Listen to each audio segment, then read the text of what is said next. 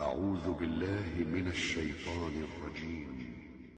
وإذ قال إبراهيم رب اجعل هذا البلد آمنا واجنبني وبني أن نعبد الأصنام رب إنهن أضللن كثيرا من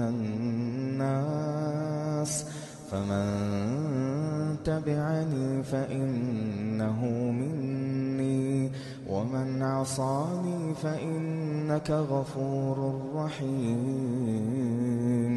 ربنا إني أسكنت من ذريتي بواد غير ذي زرع عند بيتك المحرم ربنا ليقيموا الصلاة فاجعل أفئدة من الناس تهوي إليهم وارزقهم من الثمرات لعلهم يشكرون ربنا إنك تعلم ما نخفي وما نعلن وما يخفى على الله من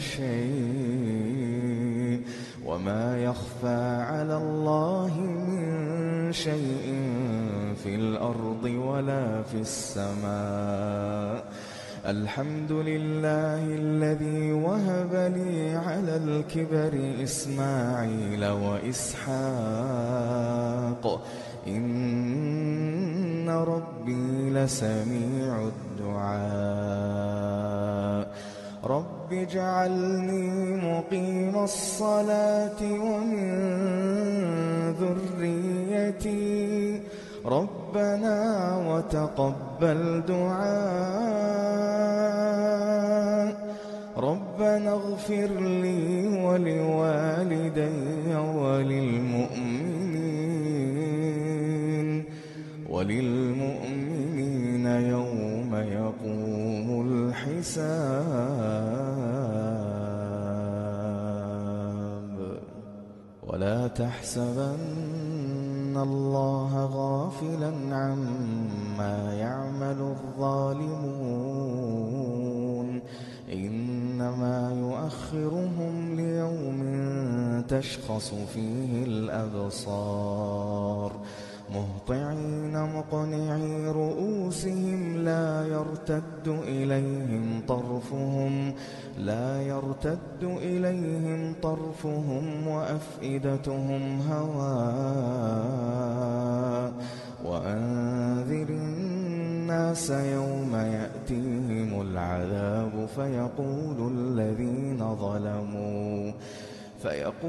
الذين ظلموا ربنا أخرنا إلى أجل قريب نجب دعوتك ونتبع الرسل أولم تكونوا أقسمتم من قبل ما لكم من زوال وسكنتم في مساكن الذين ظلموا أنفسهم وتبين لكم كيف فعلنا بهم وضربنا لكم الأمثال وقد مكروا مكرهم وعند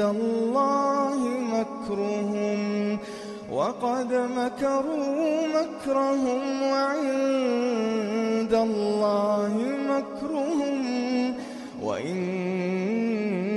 كان مكرهم لتزول منه الجبال فلا تحسبن الله مخلف وعده رسوله إن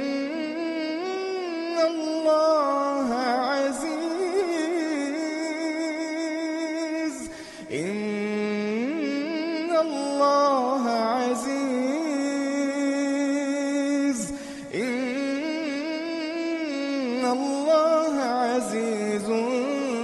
ذو انتقام يوم تبدل الأرض غير الأرض والسماوات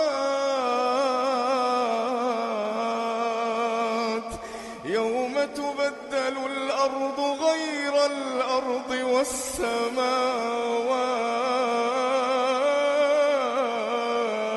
والسماوات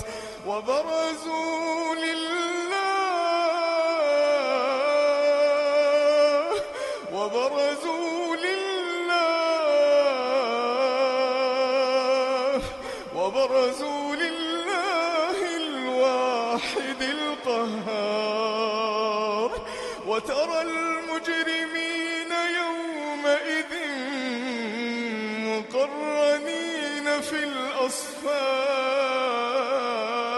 الأصفاد سرابيلهم من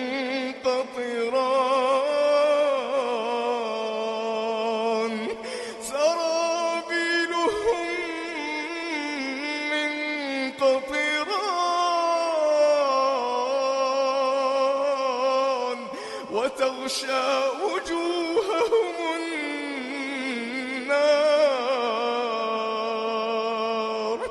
ليجزي الله كل نفس ما كسبت إن الله سريع الحساب هذا بلاغ للناس ولينذروا به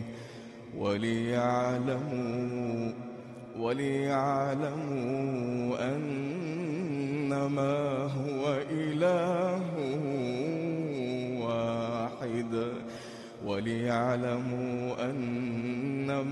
هو إله واحد وليذكر أولو الألباب.